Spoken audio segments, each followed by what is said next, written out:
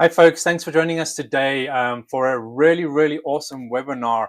My name is Dave Yosta. I'm the president of the MSPAA, and today we are joined by Pinar Ormeci from Timus Networks. Pinar, thanks for joining us.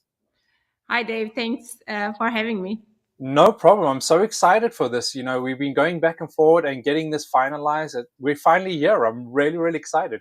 Before we jump into this webinar, tell us a bit about yourself. Tell us a bit about the company. Tell us a bit about what Timus Networks is all about. Sure. So firstly, the topic of this conversation is really how SASE helps MSPs to drive business growth, right? So I'm not here to pitch our own solution, which is Timus SASE. It's really more of an education around what is SASE and how you can utilize SASE to help your clients protect their networks, but also ultimately drive business growth. So Timus Networks, we are a cybersecurity vendor, and we are a vendor of the channel. We are channel exclusive.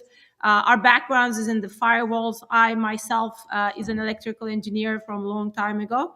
And we have one product, so we're laser focused on network security, namely Timus SASE. So that's a bit about us. We are just opening our new HQ in Tampa. So anybody who's in the Tampa area, you're welcome to join to the grand opening of our office party on the 28th. There's a lot of information there, so I like the office party idea. Who doesn't love a good party, right? Yeah, free booze, free drinks, great company and networking. Yeah. Oh, there you go. So this entire webinar is going to be focused on the platform. You know, we had a call probably last week, and you know, we were going around the background of the company, and now we're finally here to actually see it in action and see what it does. I love that you mentioned you're an electrical engineer. I would never have guessed that, but I'm really happy about that, actually. All right, so what do you say we jump into this in a few minutes? Let's do it. Okay, great. So, folks, if you're watching and if you have any questions for Pinar, please, in the LinkedIn Live, throw your comments in there. It'll come up to us. It takes a few minutes, but it'll come up to us. And then let's get your questions out to Pinar and see what you have to ask. All right, Pinar, I'm going to get your presentation on. Okay, and then I'll put it into a slide. Yep. Presentation mode.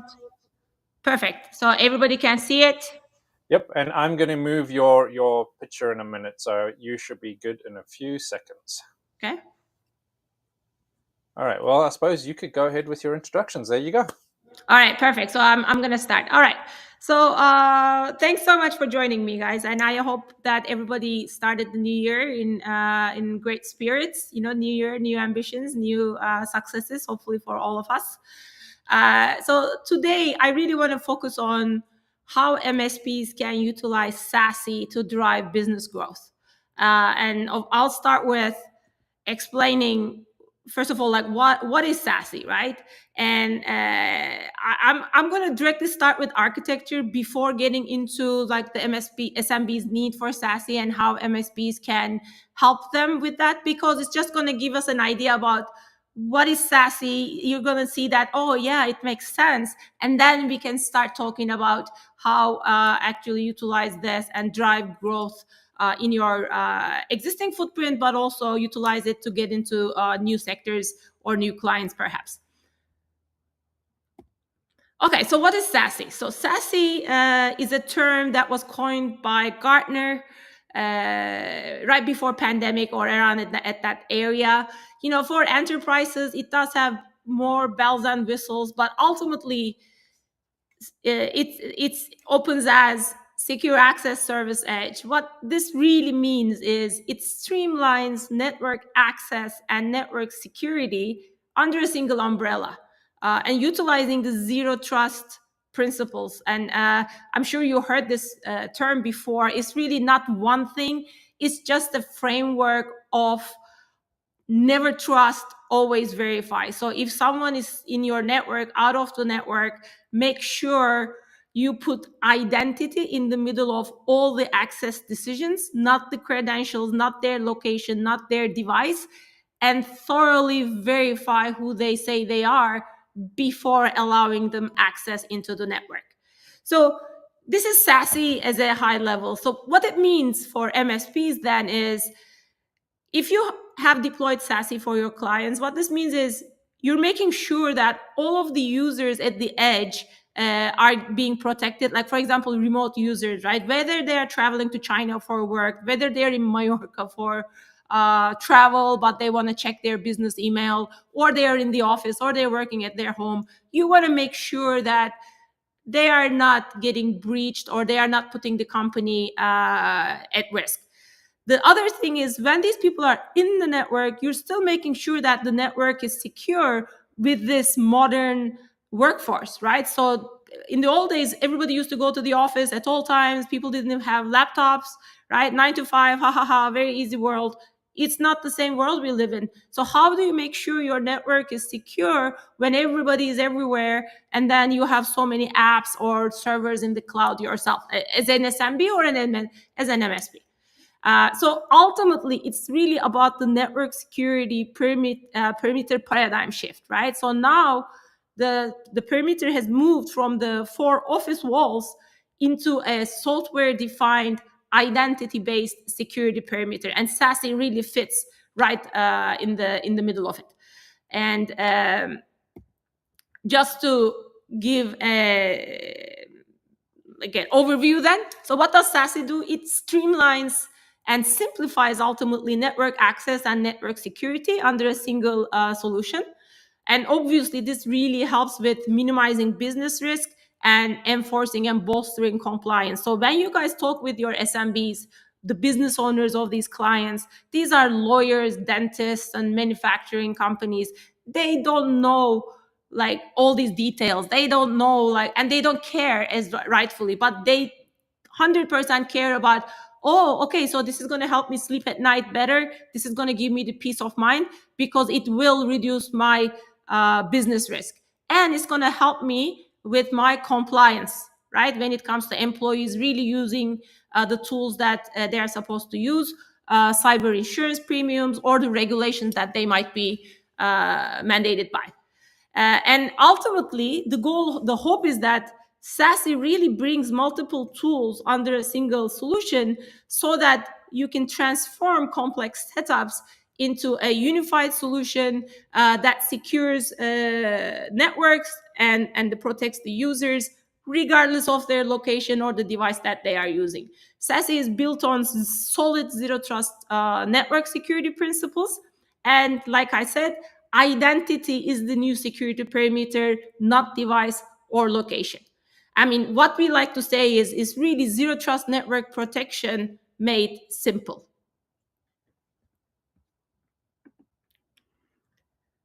One key thing about SASE, guys, is that it comes with always on secure connectivity to resources, and it really eliminates the need for traditional VPN. So this is the biggest use case for SASE.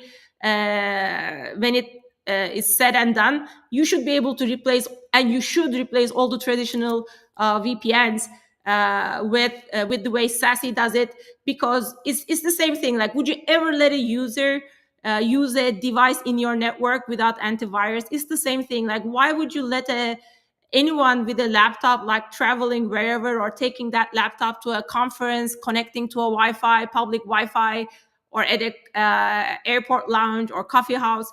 Like, you need to make sure it's not up to the employee to think of security all the time, because you're setting them up for failure, right? So for me, for example, I love using Timus SASE in our own company, just as a lay employee myself. Like, I was traveling a couple of weeks ago. I was on vacation, in Asia, and then I just opened my laptop, connected to whatever I wanted to connect, because it's seamless. It runs in the background. There's an agent. It's always on. It's an always on VPN and layered with zero trust, right? So I know that it makes sure that I am who I say that I am. Don't leave it to the employee to do the right thing. Always on secure access is infinitely important. And for SASE, it's the biggest use case, one of the biggest use cases. And this is very important to reduce the business risk. So this is a Timus SASE architecture, because obviously, I have the architecture of our own solution, but this doesn't mean that, hey, we are the only ones who do it this way. This is how SASE in general tries to simplify network security. So in our case, We have an agent that is OS agnostic, so you can really deploy it in your Mac, Microsoft, Windows, uh, Apple, iOS, Android, anything. And then this agent is always on, so it runs in the background, is always connected to a dedicated private gateway. In this case, it's the Timus gateway, where there is a comprehensive zero trust checklist that runs before anybody is accepted into this gateway, where there's a solid like layer 3, layer 7 cloud firewall. So you can do all kinds of rules based on the users, devices, teams, like quite very complex rules actually. So based on these rules, you accept people to the network once you verify them, and you do like real micro segmentation, right? So that only people can access only what they need and nothing else. This is one of the biggest problems of traditional VPNs. If a hacker, God forbid, gets in because they have stolen the credentials, they can move laterally anywhere in the network and causing catastrophic consequences. So this is the secure access portion of SASE. Pinar, Yes. can I ask a question? Yeah, you said that you went on traveling, and you lifted up your laptop and you connected to the Timus network, and you had all of these securities in place. Okay, can you tell us, because everyone loves stories, can you tell us another story of one of your clients who has kind of the same experience, who actually was protected from the external factors? Yes. So Dave, I apologize. I didn't realize you're also here because I can't see you. Like I only can see my presentation right now. Correct. I apologize because I was talking too fast and wasn't stopping for breaks. So No problem. That's okay. okay, so yeah, great question, and this is something that we see all the time. So this is one of the problems about cybersecurity tools is that if you're doing a good job, people ask you like, "Why am I paying for this?" Right? Like, I don't use it because there's a reason that.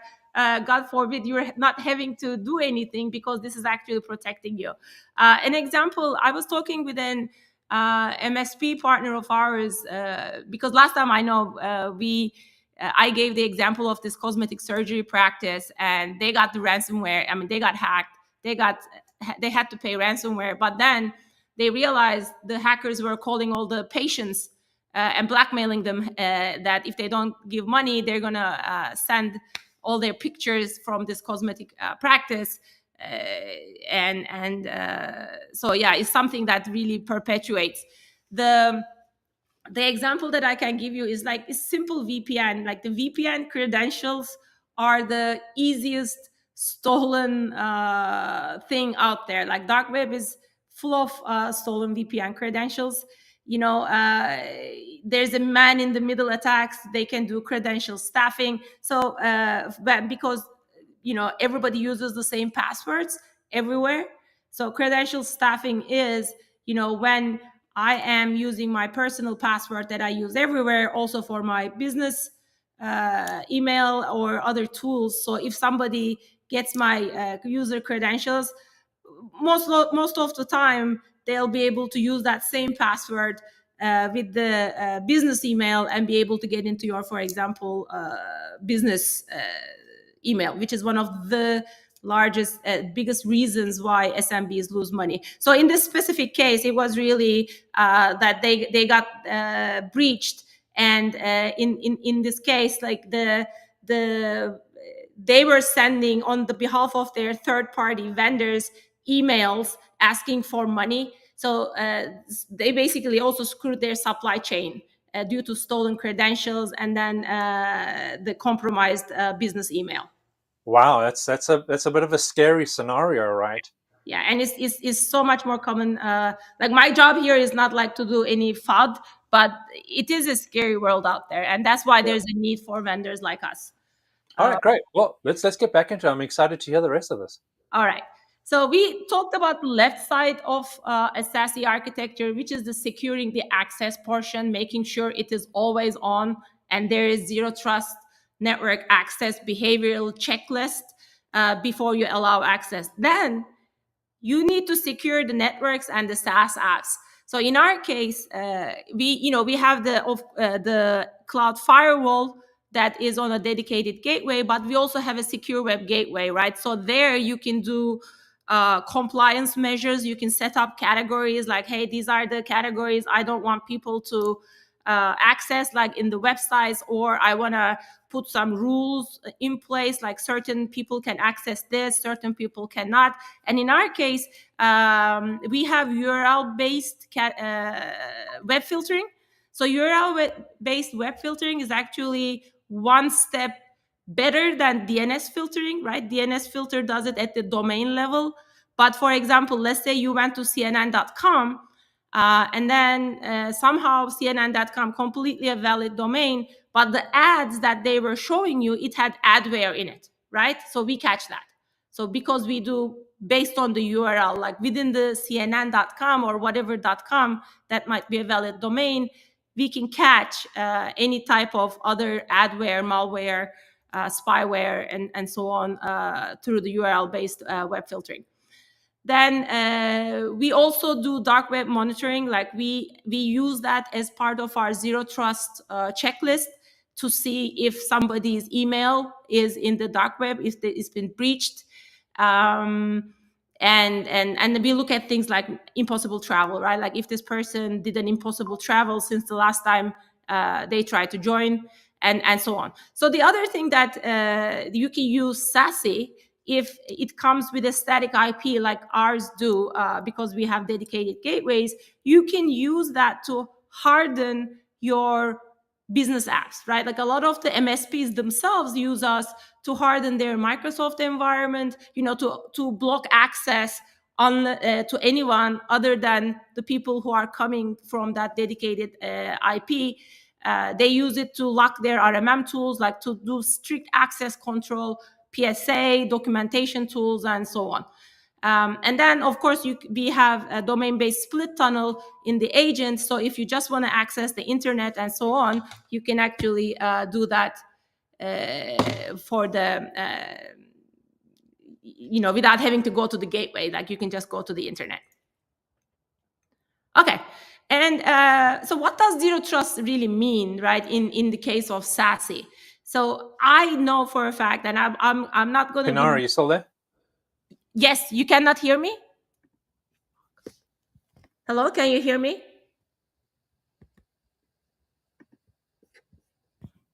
Hey, I'm here. Dave, can you hear me? Dave?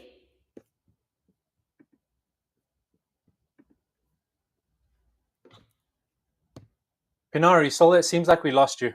Are you? I'm here. Are you here? I can see you. I can hear you. Okay, let me... Folks, so it looks like we lost Pinar, so we're going to try and get her back for you. Just one of those things, technical issues do happen. As soon as she gets back, we'll bring her back on to finish that whole demonstration of SASE and what that actually looks like.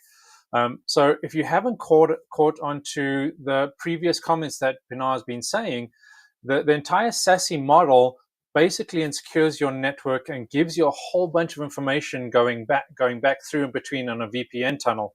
I see Pinar's just joined us again, so I'm going to get her back online, and then we can continue with that. Hi. I see we lost you. I know. Was surprised what happened, so I had to rejoin, but I could see you.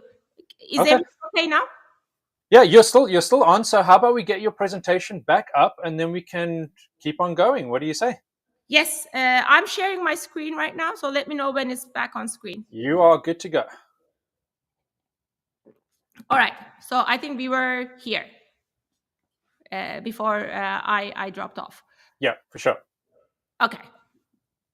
So what I was saying is that at least for us, because we are coming as a company coming from the firewall background, network security background, we really wanted to make sure the zero trust portion was as comprehensive as possible, because network security is serious business. So we look at everything in Timus SASE.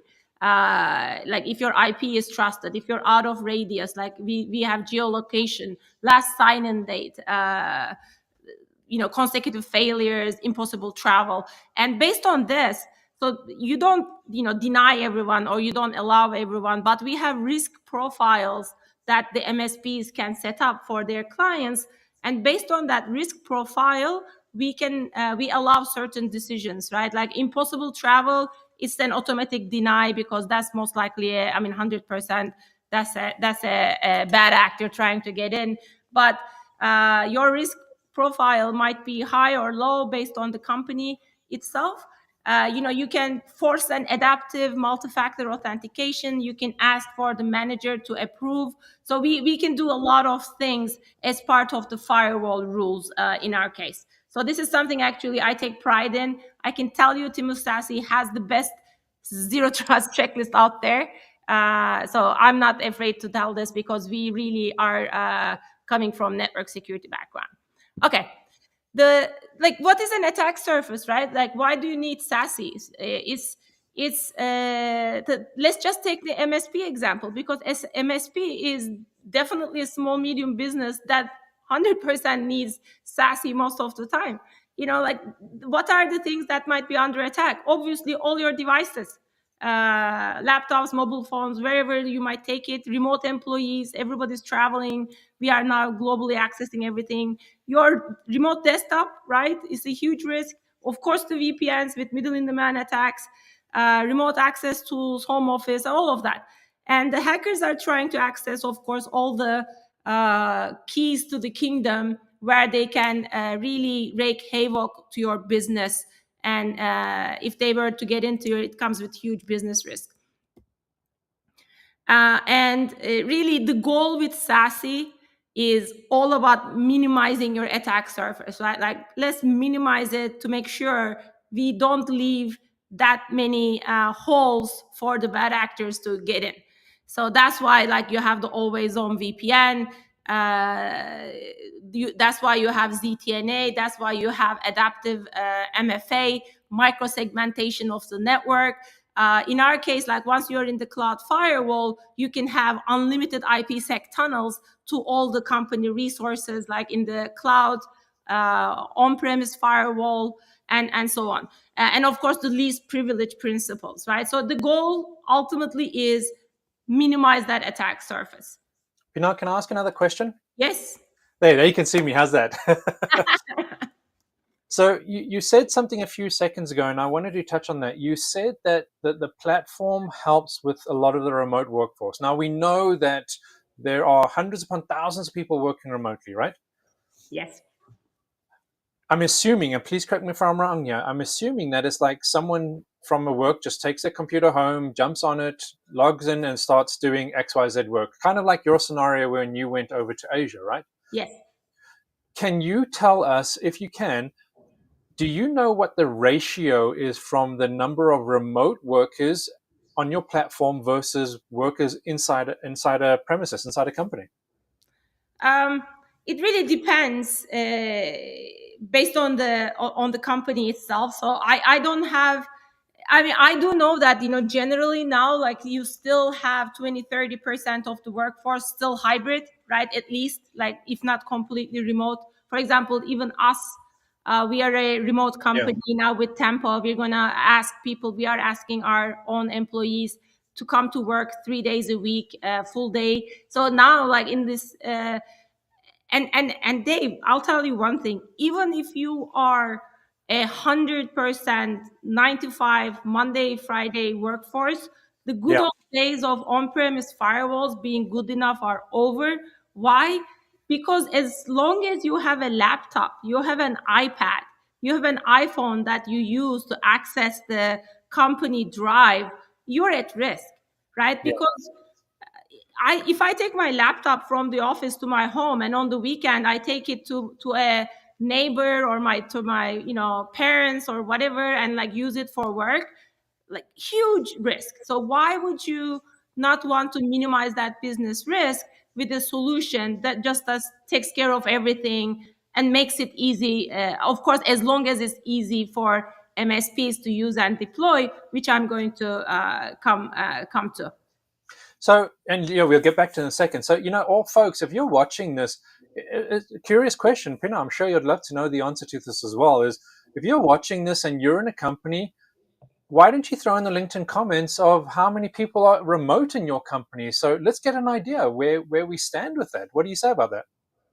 I think, yeah, I would love to know. All right, great. Well, throw your comments in. We'll show them in a few minutes of what your remote workforce looks like. But Pinar, let's get back to you and your presentation. Okay. And for example, I know that in MSP's case, our MSPs love using Timus SASE also for their own companies, because you have all these tech force that goes to the clients' companies, right? So they're mobile, they have their iPads or their laptops, and they're traveling. So how do you make sure they are protected? Or you have third-party vendors that you give access to the company network. So you really want to make sure that you are minimizing that attack surface when it comes to potential risk factors. And again, like, this is a slide from Timus SASE, but I'm sure, like all the other SASE vendors, the goal of SASE in itself is unify that network security features under a single solution and really make it easy to use for the MSPs to protect their clients. Like in our case, from a SASE, you get the always on VPN with ZTNA layered on, of course, compliance to company rules and regulations, software defined security perimeter that expands and contracts with where the company employees are. With secure web gateway, you have solid URL based filtering like safe browsing, phishing prevention. And then with the static IP, you can really do strict access control and harden the business critical apps. And until now, I have talked about what is SASE, what are the tools that you can consolidate with it, and so on. So now let's talk about why SMBs are really needing this solution now and how you can make money, right? So ultimately, just like us, MSPs also, we want to drive business growth for our companies. Like, we want to increase our profits. We want to increase our, especially recurring revenues. And that means really, how can I put more software as a service and managed service into my stack? And I'm telling you guys, like, we have a lot of MSPs right now having so much success with SASE to drive new business growth, because it is the now of network security. We like to say this is not the future anymore, it's here. And I mean, this, the SMBs are really in the hackers' sweet spot, because hackers, such a low risk of capture, FBI won't be behind them. SMBs, they're less aware, they have many other things to do, much less security budget, much less security training and awareness. And hundreds of SMBs go under every month in the US, but we don't hear about them in the news because it's not newsworthy. Just if unlike a huge enterprise getting breached. But that does not mean that this is not a problem for small, medium businesses. If anything, they are really in the hacker sweet spot. So, it's on us to protect them.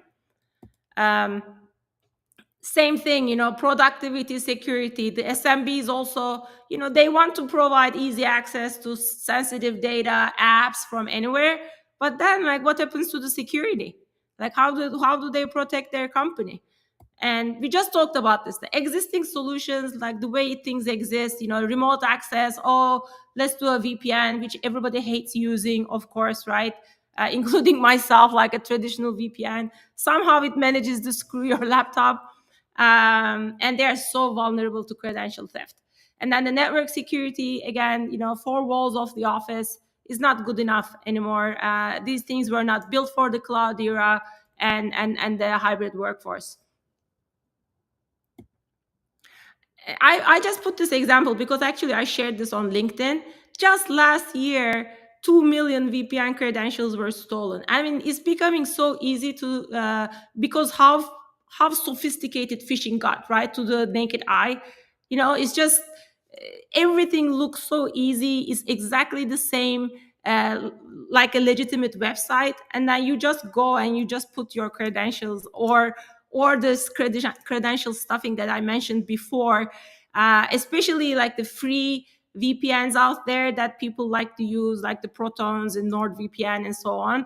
Yeah, I mean, this was really an article in TechRadar I just read, but like, let's get rid of VPNs. It's really not good for anyone. And I talked about this. Dave, do you have any questions? Because I don't see you, so just feel free to stop me. Sure. I actually do have a question. You should see me now, by the way. So if someone comes to the table, like someone who is not technical, someone who doesn't own a company, just someone who has a computer at home, and they come and say, I need a VPN which is going to be cost effective and that is going to secure me. Now, you mentioned NordVPN and Proton, etc., etc. And yes, I saw your article about all those credentials being stolen. What would you say to someone like that?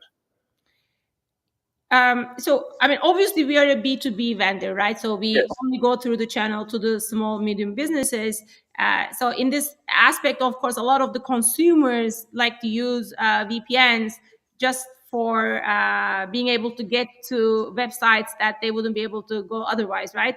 So Sure. in this case, like from a personal usage perspective, if you are using VPN, I mean, you have to make sure the MFA is there, right, at all times. I know it's not convenient and so on, but if you're accessing, uh, like, first of all, even like, first of all, use VPN, right? Like, a lot of the times people don't even use VPN because they don't like using it, and instead, okay, I'm gonna take my risk. I'm gonna connect to the hotel Wi-Fi at the conference, which we all do, right? That's why after a couple of months, you have huge increase in data breaches after a big conference. So I would say, like, really be careful about the MFA aspect, and also like use that VPN, because even a VPN is better than no VPN.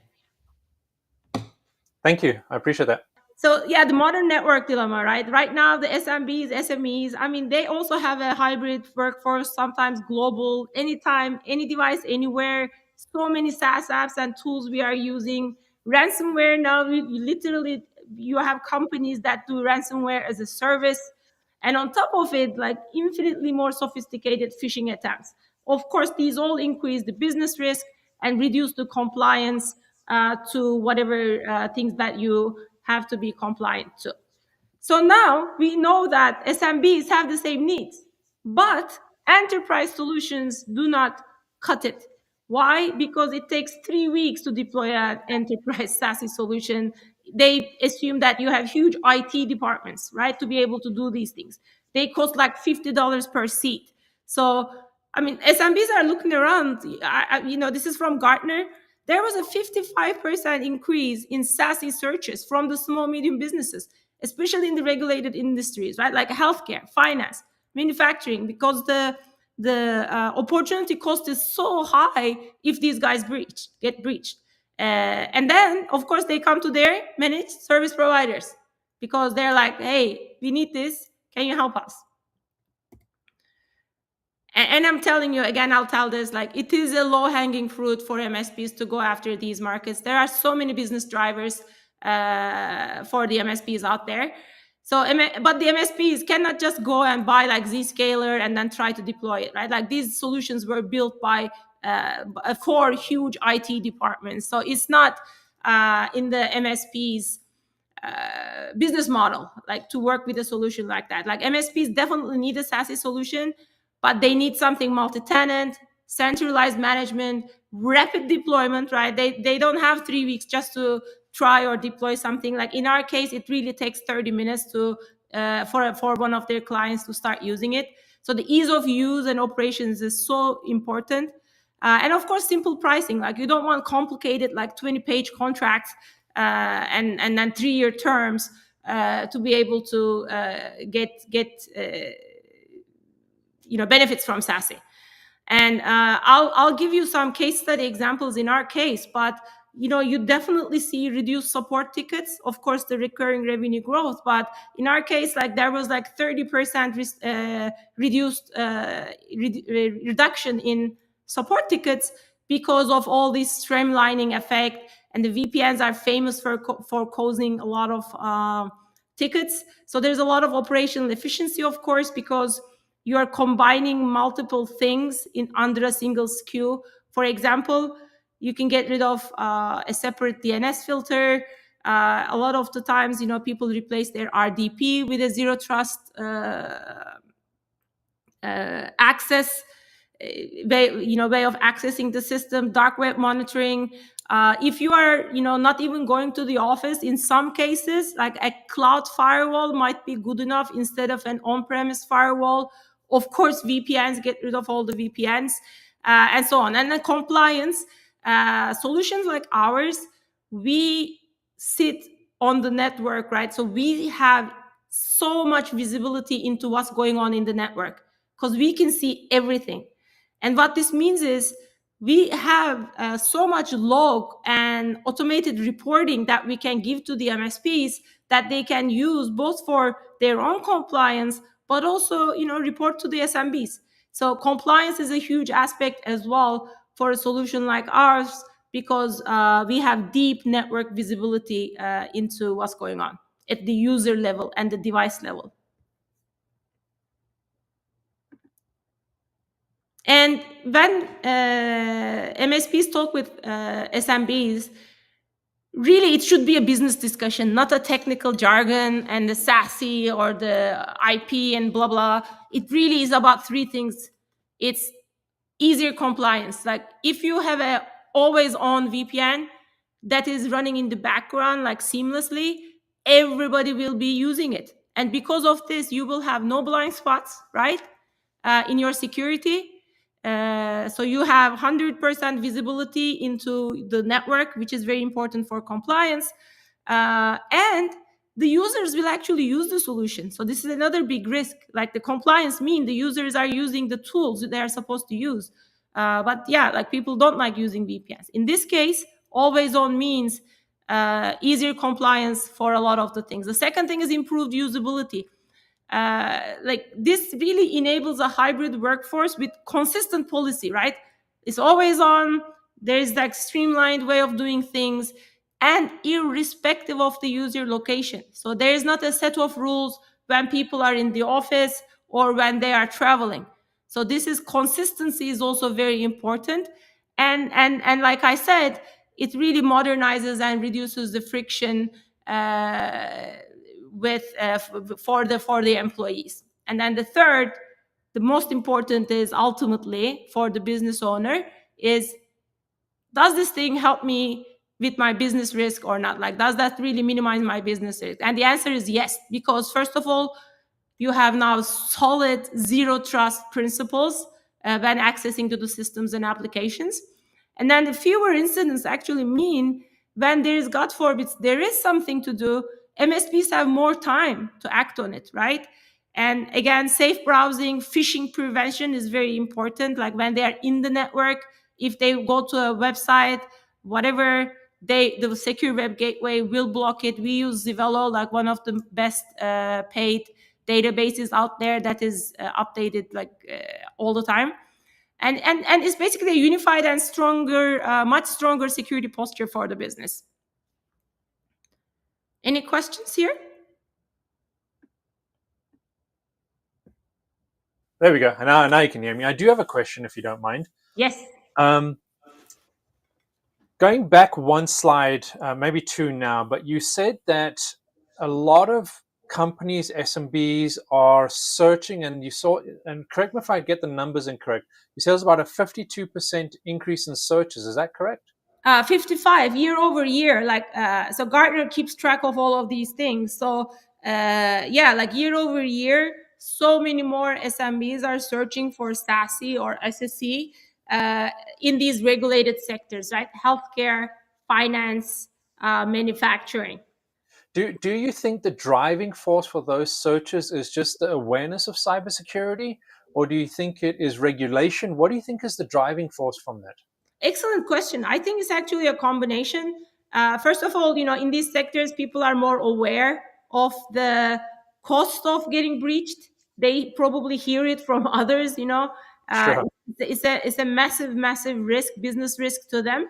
And that's another thing, like for MSPs, like get in front of the regulations. Maybe it's not here yet, but from a cyber insurance perspective, um, ZTNA will probably come, right? If like, yes, MFA is right there, but so let's get ready for some of these regulations we know that are coming. Like that's like the trusted advisor role. That's the thought partner role to your clients. But yeah, I think like from a regulation perspective and also reporting perspective, right? SASE comes with a lot of reporting, like I mentioned. So probably those are some of the things that's driving that.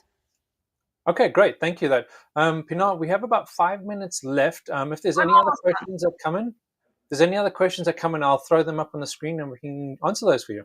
Okay, perfect. Great. Yeah, and I'm all like, SASE is really the now of access and network security. And two things when you're talking to your clients, how to explain this. Do you want to have the peace of mind, business owner, mitigate your, like, minimize your attack surface and enforce compliance? And do you want your employees to keep thinking about security or actually focus on your day jobs? Because if you take that, they can actually be much more productive without having to worry about, or I mean, to be honest, like they'll fail anyways, because nobody can be like 365 24/7 be security conscious even if they wanted to, because they have millions of things going on in their jobs, right? So they can really focus on their own day jobs, and you take care of security for them with this always on aspect of the uh, access, and then the secure web gateway and safe browsing in the network. And then the final slide is, I mean, again, Gartner is saying that SASE is one of the most fastest growing things out there. Most VPNs will be replaced by mid 2026. And I know for a fact, as the CEO of a SASE vendor for the channel, if you're not doing it, others are eating your food, because this is something that actually really resonates with the clients. And my suggestion is really don't get bogged of the details of the SASE and this and that. It's minimizing business risk, enforcing compliance, ditching VPNs with something that doesn't cause headaches all the time.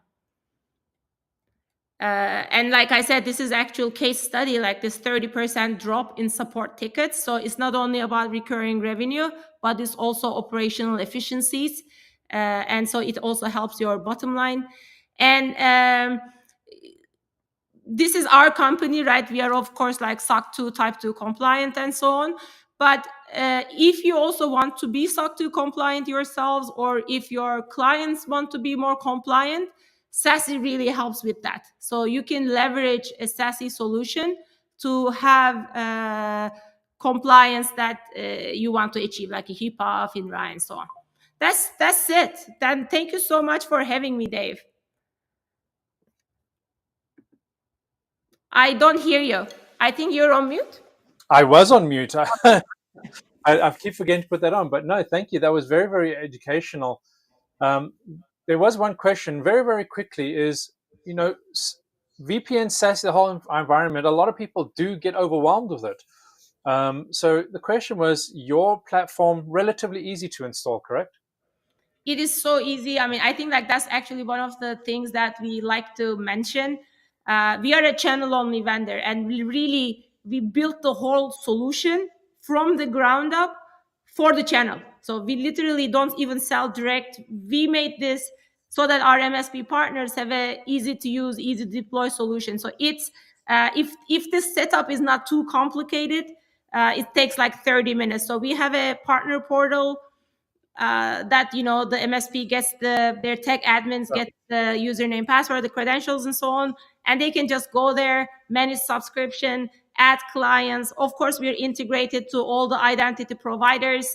Yeah. So we make it so easy to put the users, the rules and firewall rules and so on. Plus, from a support perspective too, like we always help it, right? Like let's say you need help with a client onboarding is sophisticated, there's a CTO or you're core managing, like we're your biggest cheerleaders out there. Like I'm honest on that. We are trying to build a company that is really for the channel, with the channel. Well, Pinar, thank you so much for that. We're about up on time, but folks, if you want to connect with Pinar or even Timus Networks, the website is down below. I see there is a few comments in the LinkedIn. I'm sure Pinar or someone from a team will get to you guys. And go have a look and see what it can do for you. Pinar, thanks again. I really appreciate the time, and I hope to see you very, very soon. Thank you. And we'll be at Right of Boom. I'll be at Right of Boom. So if any one of you are there, come to our booth and say hello. Thanks so much, everyone. Happy New Year again. Happy New Year. All the best, Pinar. Thank you.